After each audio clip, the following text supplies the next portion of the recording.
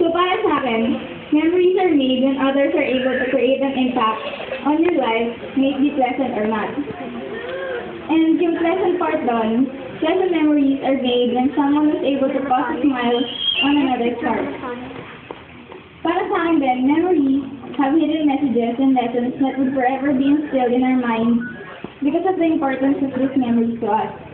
So, lahat ng memories ko nung bata pa ako, may mga natutunan ako doon, and hanggang ngayon dinadala ko yung mga lessons na yun kasi nasa puso ko na yung mga memories na yun.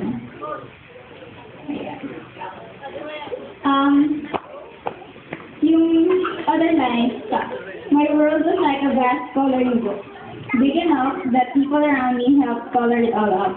I myself was in it. I was made up of unconnected dots, that so long as the stars of my night sky shine, dot by dot I see myself taking shape. So ito, kasi every time na makikita ko yung mga tao sa paligid ko and new opportunities come sa life ko, they remind me that there's a wider field that I could bring color to.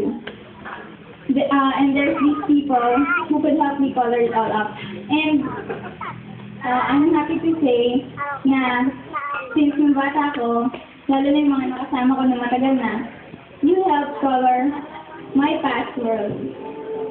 And I'm happy with the outcome. Ayan. At the same time, sabi ko nga, I'm composed of dots na hindi pa connected. Kasi po ng bata ko, mahilig ako may coloring book po ako ng makapal, and yun. Pinagtawanan ko nga po ako ng teacher ko, kilala niya po yung baboy na kulay pink. Bakit daw kulay pink? Pero yun, I like coloring. And so ngayon, parang na-realize ko na lahat ng ginagawa ko ng bata ko, may significance. I can, parang para sa akin, the meaning of those activities is that I can still discover more of myself and more of what I can do. Yeah, more of what I can attain in the future. Pag lalo pa ang nag-color, mas gumaganda, di ba?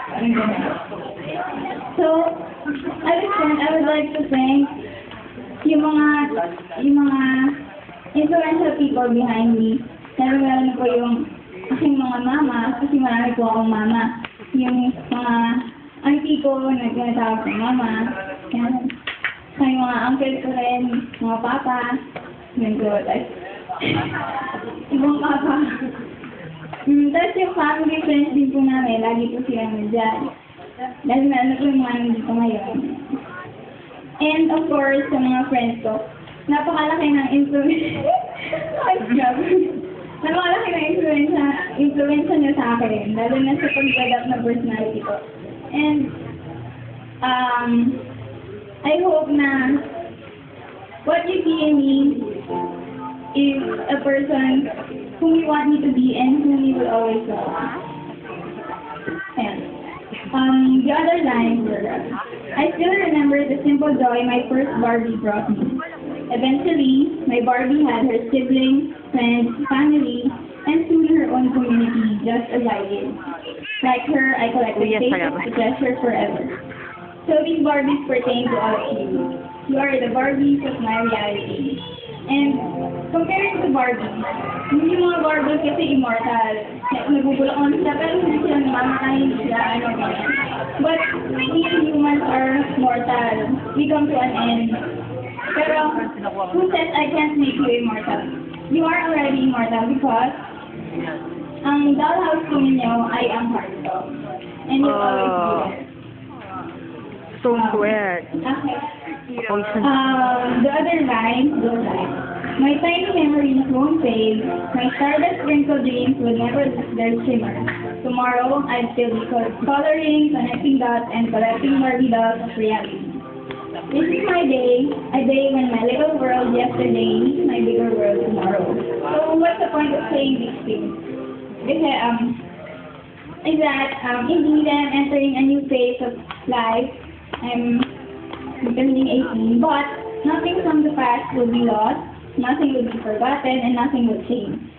It will just be a continuation of what I've been doing before and who I am before. It's just that I'm a little bit more mature, more sensible, more blessed, and a little more perfect for your eyes, for my own point of view, and for the one who created me. Yeah. And lastly, I would like to thank these people whom I treasure so much.